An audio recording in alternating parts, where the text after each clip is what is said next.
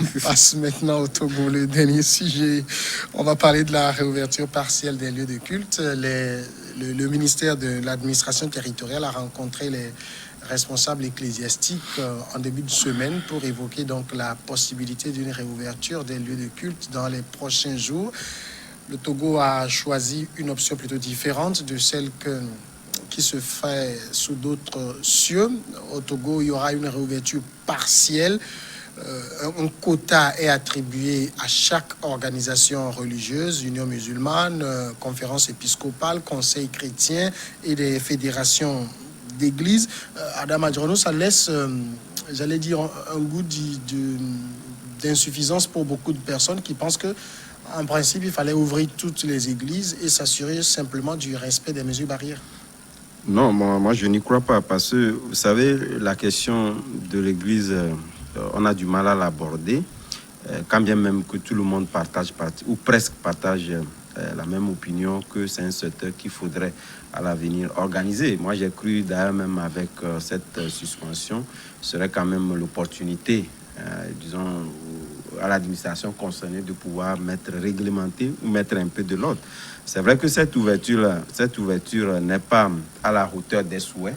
C'est vrai parce que beaucoup sont affectés. Nous l'avons dit, c'est vrai, lorsqu'on parle de la question confessionnelle, on n'a pas, pour la plupart du temps, l'habitude de pouvoir donc évoquer la question financière. Mais on sait qu'il y en a un pas important de la population togolaise qui ne vit que des églises. Mais il y a aussi des pasteurs comme ça qui sont des pasteurs professionnels. Et ça, c'est vrai qu'on peut nous critiquer. Bon, c'est biblique, hein, celui qui travaille à l'hôtel vit de l'hôtel. Donc, c'est pas un crime. De toutes les façons, il y a des versets qui te diront le contraire. Que l'homme de Dieu doit travailler. Il doit aussi travailler, ça c'est clair. Non, c'est son travail qu'il fait là. C'est spirituel. Oui. Ouais, servir les âmes, ce n'est pas donné à n'importe qui. C'est un travail spirituel. Mais bon, c'est pas quantifiable, mais parfois ça dépasse même ce que d'autres font. Oui, on est d'accord. De toutes les façons, l'essentiel pour l'autorité, c'est de pouvoir voir des gens qui vivent mieux par rapport à une profession, quand bien même que cette définition est difficile à établir. Elle est très difficile à établir dans la mesure aujourd'hui. On ne sait pas si c'est une profession dont également de pouvoir dans l'adjoint. Je suis pasteur, c'est ma profession. Bon, si c'est une profession. Je suis prêtre, c'est ma profession. Donc on ne doit pas normalement refuser qu'on puisse donc brandir la question fiscale au niveau, donc si vous estimez que c'est une profession. Mais, sauf que les églises ont caractère d'association. C'est là où le problème se pose en réalité. Il faut changer le caractère des églises. Mais de toute façon, on n'a pas trouvé, disons, l'acronyme qui sied au mieux pour éviter donc contourner carrément la question fiscale qui se pose avec acuité. Mais on estime qu'aujourd'hui, avec cette création de mairies, je pense que les mairies, à un niveau beaucoup plus bas, trouveront quand même des moyens. Vous avez l'air contre les églises et les lieux de culte en général. Non, c'est pas ça. C'est l'État qui donne les récépissés, hein. C'est pas la faute à quelqu'un. De toutes les façons, tout le monde sait que le débat est là. Le débat est là. Et c'est difficile d'aborder ce débat-là parce que on se dit, bon, tout le monde ne veut pas mourir, mais on veut tous aller au ciel. Donc on prend ça avec beaucoup de recul, mais on sait qu'il y a beaucoup à dire. Vivien, la formule du Togo, elle vous semble la meilleure? Non, pas du tout. Moi, je vais vous surprendre. Je suis vraiment contre l'ouverture des lieux de culte présentement. Ça est de façon catégorique? De façon catégorique. Nous ne sommes pas encore prêts. Pourquoi? Nous ne sommes pas encore prêts parce que la façon dont... On n'a jamais fermé les marchés, on n'a pas eu d'hécatombe. Non, mais la façon dont les églises... C'est pas organisé. La façon dont les églises fonctionnent ne me rassure pas. Prenez les églises éveillées ou les églises charismatiques. Ouais. Il y a les parties de prière où le pasteur touche carrément le front des fidèles, où le pasteur est obligé de marcher un peu dans les allées de la paroisse, de l'église. Prenons les églises catholiques. On ne peut pas faire de messe sans donner communion. Moi, je ne suis pas catholique. bon, alors, moi, on l'appelle aussi communion, non? C'est la communion. C'est la communion, mais alors, c'est l'Eucharistie. Chez les protestants, on parle de Sainte Seine. La Sainte Seine est organisée d'une façon mensuelle ou des fois hebdomadaire, ça dépend. Alors, aujourd'hui, là, il y a déjà un danger. Il y a ce que nous appelons se donner la paix. On dit serrez-vous la main pour vous donner la paix. Comment ça va se passer aujourd'hui? Parce que si on prend l'exemple du Bénin ou même de la France, tout ce que vous citez là a été interdit. Oui, voilà. Maintenant, est-ce qu'on est sûr que ce sera respecté? Faire des lois, c'est bien. Prendre des dispositions, c'est bien. Mais est-ce que... Ben, on se connaît très bien. On est plus déjà, que le nombre, non pas forcément. Oui, déjà, c'est ce que vous voulez dire. Le nombre qui est exigé. Je vais peut-être vous donner ce que le Bénin a fait. Oui. Quand vous êtes une église de 500 places, vous venez à 200. Oui.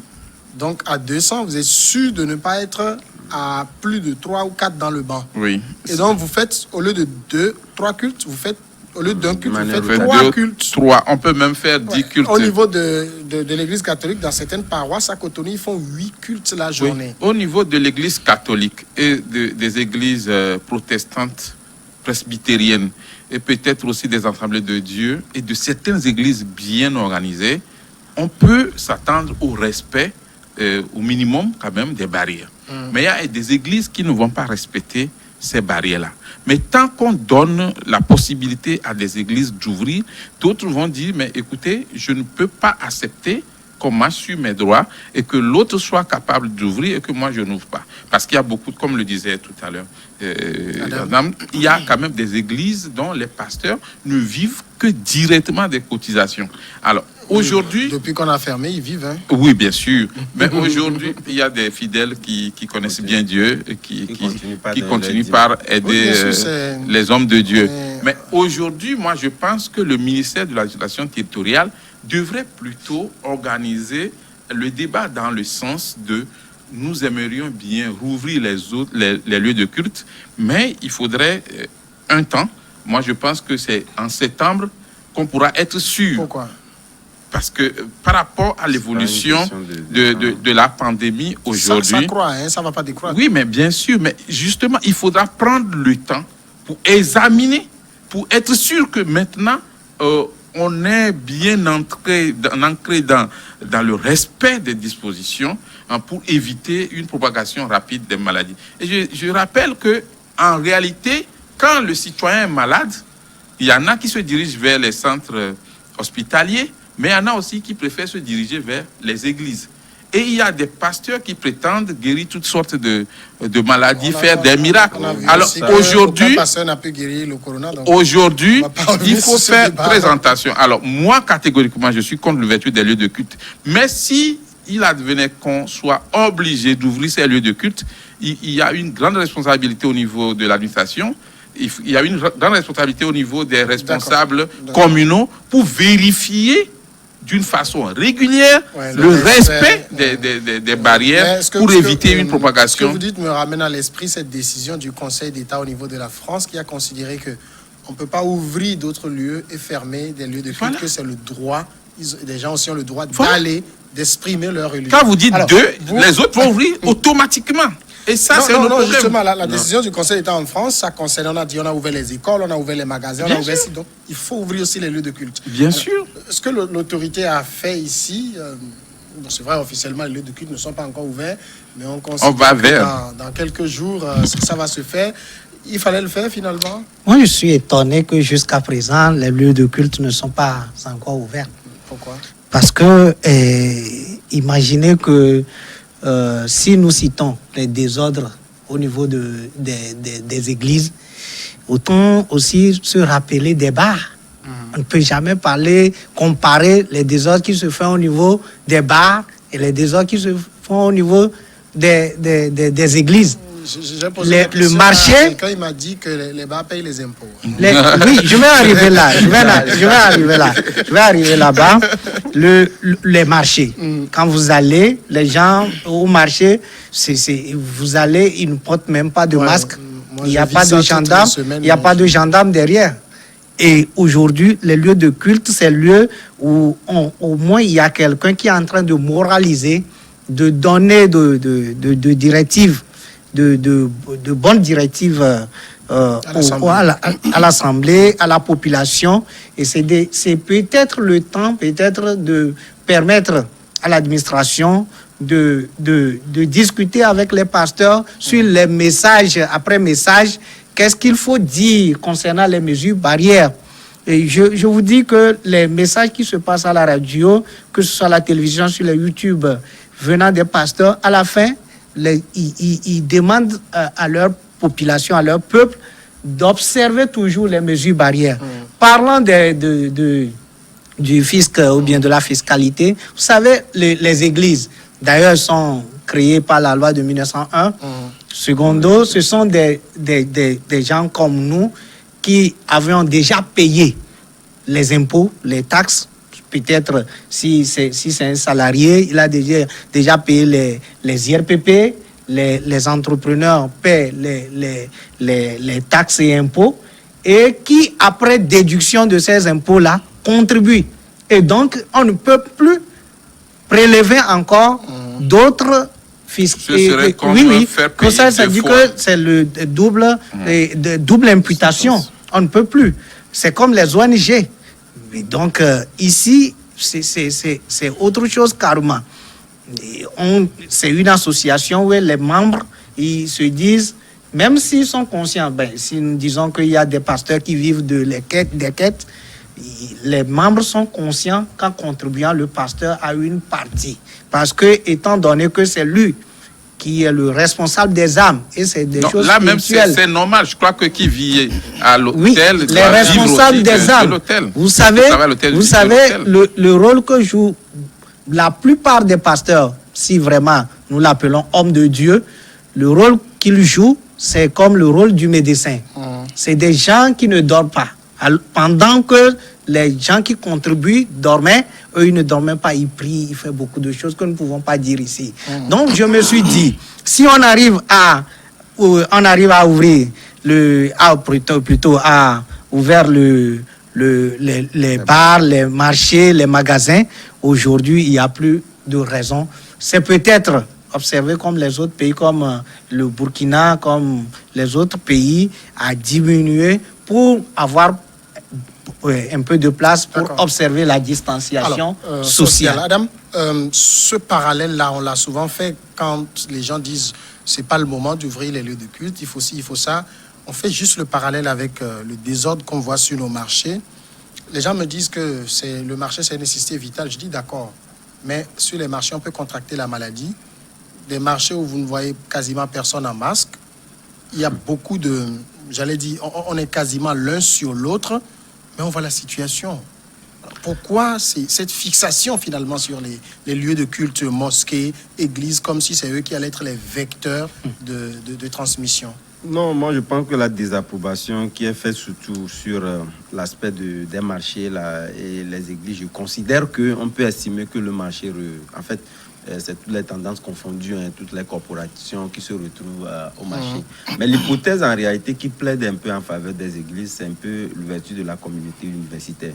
Si on est arrivé, parce que lorsque vous voyez un peu l'effectif, vous prenez par exemple l'université de Lomé qui fait plus de 60 000 étudiants, et l'université de Kara qui fait à peu près 20 000 étudiants. Et si on est arrivé à trouver une formule pour une reprise potentielle de ces universités-là, il n'y a pas de raison, parce que là, les plus grandes églises que nous connaissons ne font pas plus de 5 000. Les plus grandes, la moyenne en général, ne font pas plus de 5 000. Même des églises de 5 000 au Togo. Bon, c'est une estimation, parce que lorsque... On cherchera à voir qu'une église... Pour 5 000 personnes. Non, peut-être au Nigeria, avoir 5 000 à des occasions. Oui. Lors des fêtes. Les temples généralement sont conçus pour 1000, 1500. Il y en a même. Donc, si on est arrivé à trouver une formule pour une reprise potentielle de la communauté universitaire, il n'y a pas de raison qu'on ne puisse pas retrouver dans des formules une reprise des lieux de culte. Comme vous prenez par exemple l'église catholique, c'est vrai que lorsque vous prenez l'église catholique, une paroisse dans sa globalité, c'est beaucoup d'effectifs. Mais vous voyez le nombre de messes qui s'enchaînent. Donc le prêtre, il est là pour ça, lui, il est payé pour ça, c'est sa profession. C'est vrai qu'il y a d'autres choses qui s'ajoutent, mais c'est sa profession. Le prêtre peut faire jusqu'à 10 messes toute une journée. Donc je parle que... Non, pas un seul prêtre, ils ont beaucoup de prêtres qui s'alternent. Oui. Donc je me dis aujourd'hui, si... on ne doit pas normalement orienter le débat vers ces aspects de la chose en les comparant forcément avec les marchés. Je me dis, si telle est la volonté de pouvoir donc aller à l'ouverture des lieux des cultes, je pense que le problème ne se pose naturellement pas. Il faudrait tout simplement trouver donc une formule associer, comme la plupart des gens le disent, si, les élus locaux, même si ces élus locaux-là, par moment, essaient également donc de rendre la vie difficile, parce qu'il y a des communes ici à Lomé, où les gens ne vivent pas entièrement compte tenu des dérives qu'on constate au niveau de ces maires-là. Je pense que vous savez de quoi je parle. Et ça interpelle. On va revenir sur ça vers la fin. C'est pour ça que je fais encore un tour sur le sujet. Bon, finalement, ce que l'autorité a pris comme décision, et je le citais, il y a la conférence épiscopale qui a droit à un quota. Il y a le conseil chrétien. Le conseil chrétien, c'est ce qui réunit Assemblée de Dieu, Pentecôte, enfin un certain nombre de grandes églises qui a droit à un quota. Il y a l'Union musulmane qui a droit au même quota. Et puis, il y a tous ces ministères regroupés en fédération qui ont aussi droit à un quota. Avec ça, on peut observer l'évolution des choses. Je pense que c'est un début. J'explique un peu ma position sur le sujet. Si ça ne tenait qu'à moi, on devrait attendre encore un peu avant d'ouvrir les lieux de culte. Étant chrétien, protestant, je ne peux jamais être contre l'ouverture des lieux de culte. Mais je pense que j'ai peur pour beaucoup d'églises qui ne vont pas mettre les moyens pour pouvoir faire respecter les mesures barrières. Je pense notamment au gel hydroalcoolique qu'il faut acheter. Ce n'est pas toutes les églises qui disposent des moyens pour pouvoir acheter ce gel-là. Les masques qu'il faudra être capable de distribuer au cas où on n'emporte pas. Alors, comment ça va se passer quand on va commencer par faire les louanges? On va mettre les masques pour chanter? C'est très difficile. Alors la distanciation doit être respectée. Donc, je crois que si on suit effectivement, on fait un suivi du respect des mesures barrières, on peut aller progressivement vers l'ouverture de ces lieux de culte. Le problème qui se pose, c'est que quand on dit dans chaque préfecture, voici les églises qu'on peut ouvrir pour le moment, il y a beaucoup de risques que d'autres églises aussi ouvrent simultanément. Parce que quand vous me dites l'église catholique peut ouvrir ici dans ma ville, moi, mon ministère aussi, je vais l'ouvrir. Ça, c'est le premier risque. Sous l'autorité sous l'autorité publique et que vous n'avez pas été autorisé, vous ne pouvez pas. Non, vous savez, en matière de religion, justement, la loi autorise le choix religieux. Mais là, on est dans un état d'urgence. Oui, mais sanitaire. Les religions, il n'y a pas de super religion. Les religions sont les mêmes. Non, alors, ça risque de poser un problème. Si l'État a plutôt misé sur les communautés religieuses organisées. Je suis d'accord. Ceux qui sont disparates. Moi, je parle juste des manquements par rapport à ces dispositions. L'autre chose, c'est qu'au même moment qu'on rappelle on ne doit pas faire les funérailles à grande pompe, on permet quand même qu'on ouvre les lieux de culte. Ça veut dire que petit à petit, il faut qu'on reprenne aussi les funérailles. Il faut qu'on reprenne aussi les funérailles, toujours dans le respect des mesures barrières. Donc aujourd'hui, je pense que petit à petit, allons vers l'ouverture des lieux de culte, mais dans le respect strict et le suivi de ces respects-là, des mesures barrières. Malheureusement, on va finir avec ce sujet parce que je vous ai promis qu'on va revenir sur l'autre sujet, c'est-à-dire vous êtes l'adjoint au maire de Cloto 2. Et vous avez fait votre élection, ça fait 1 an l'autre fois. Le premier qu'on fasse le bilan rapidement. Aujourd'hui, il faut dire que en matière de gestion de la municipalité, comment ça se passe? Bon, avant de répondre, je voudrais dire quelque chose quand même. Vous tenez à ça. Parce que par rapport à l'ouverture partielle, moi je pense que ça va amener d'autres difficultés. Parce que le fait d'attribuer des quotas, les églises ne sont pas obligées d'être en regroupement. Ça, ce n'est pas une obligation des églises d'être en regroupement. Donc, s'il y a certaines églises qui ne se sont pas représentées dans les fédérations, ça veut dire qu'en attribuant des quotas, ces églises-là, on ne peut jamais donc, c'est une discrimination. Oui, ça c'est une discrimination. Et qu'en réalité, plutôt, aller plutôt vers les nombres. Et là, c'est mieux. Les effectifs. Comme le Bénin l'a fait. Et c'est mieux que de vouloir, parce que... C'est vrai que moi-même, j'écoutais l'autre fois l'archevêque, un archevêque expliquer, c'est compliqué. C'est compliqué. Donc, mais revenons au bilan, je pense que c'est quand même, moi je peux dire que chez nous, nous pouvons le mettre en 4 phases. C'est-à-dire que à partir de l'élection le 30 juin 2019 jusqu'au 13 septembre, d'ailleurs, le 30, c'était l'élection du conseil municipal. Oui. Le 13, il a eu l'élection du maire et du maire adjoint. Et à partir du 13, le ministre a donné l'ordre aux délégations de dispatcher les équipements, que ce soit le personnel dans les communes, ce qui a été fait. Et déjà le 15 octobre 2019, on a fait passation de service à la préfecture, à la salle de conférence de la préfecture de Cloto. À partir du 16 déjà, on a commencé. Vous savez, quand on avait commencé, les légalisations et tout ça là nous attendait. On devait avoir les tampons de légalisation et tout, les timbres, etc. Ce que nous avons commencé à faire. Beaucoup de mariages. Hein. Il y a les premiers jours, tout le monde publiait, telle mairie fait mariage, comme si c'était pour ça on les avait. Et là, de là, vous savez, la loi dit à partir de l'élection du maire, il faut 2 mois pour adopter le règlement intérieur, ce que nous avons fait. Après, c'est le fait de mettre les 3 commissions permanentes en place, la commission des affaires économiques, financières, juridiques et de la planification, et la commission sociale, éducation et la commission environnementale domaniale. Nous l'avons mis en place et nous tendons vers la fin. La difficulté que nous avons en ce moment, c'est qu'on n'avait pas de budget. Oui, et du coup, vous n'avez pas de budget. Il y a certaines choses que nous ne pouvons pas faire. Nous avons commencé la 4e phase. Est-ce que vous êtes une commune autonome? Vous pouvez dire aujourd'hui que vous suffisez? Bon, avec Corona, je ne sais pas. C'est difficile. Au fait, nous avons l'autonomie et quand on parle de la décentralisation, c'est le transfert de pouvoir. Oui. Et quand on parle de transfert de pouvoir, il y a aussi le transfert de ressources. Oui.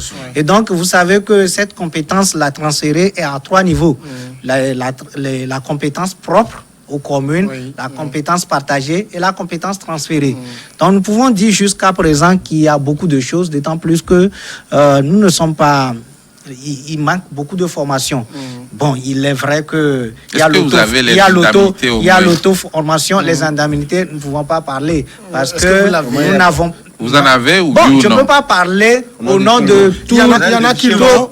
Non, chez nous, vous ne l'avez pas. Nous n'avons pas payé depuis que vous avez pris fonction. Quand nous avons pris fonction jusqu'à présent, il y a un temps où pour vous jaugez un peu pour vous imprégner on nous a fait quelque chose pour oublier les temps, puisqu'on a parcouru quand même un temps de la passation de service jusqu'en janvier.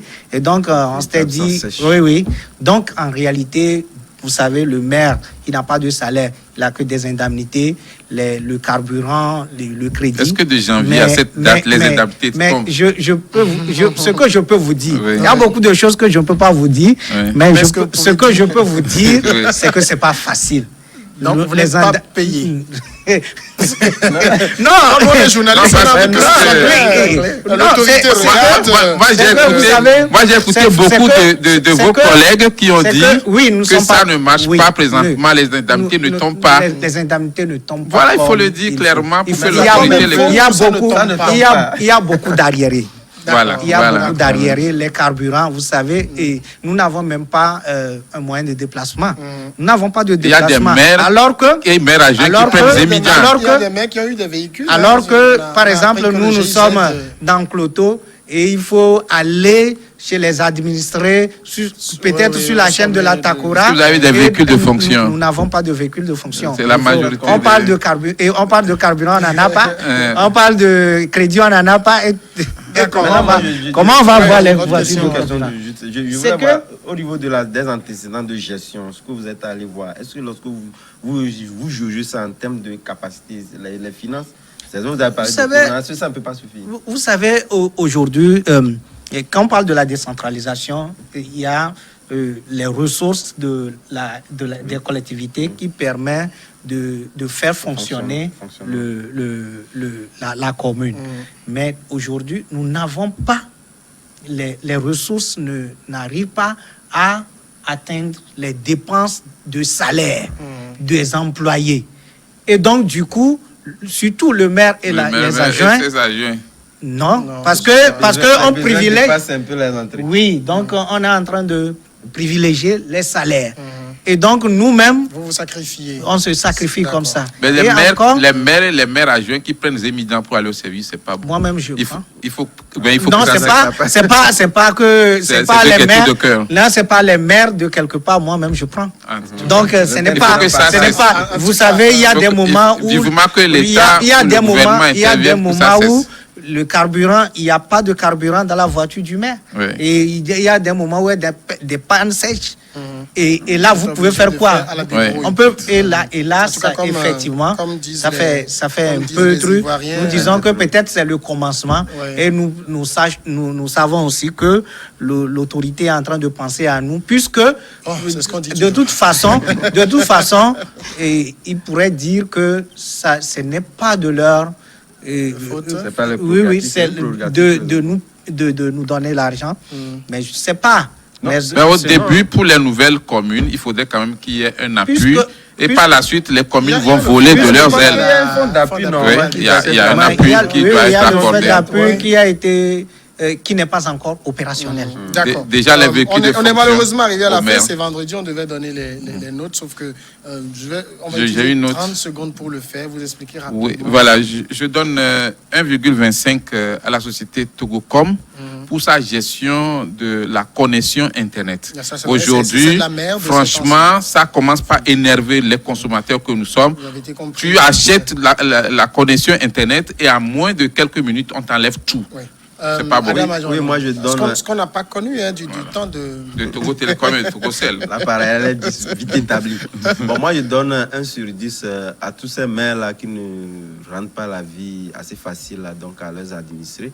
Ils pensent qu'ils sont en territoire conquis et lorsque l'autorité dit de respecter ou de faire respecter ces mesures-là, ils doivent aussi contribuer à pouvoir les respecter, de pouvoir donc aller avec la mesure forte. D'accord. Oui, moi, je voudrais diminuer le point de Viviane Tomé pour dire, moi, je donne 1 sur 10 à cette société. Vous savez, il y a plus de... Je prends pratiquement 3 semaines. On a fait Timoné. On a raté le numéro. On nous a promis ça va revenir.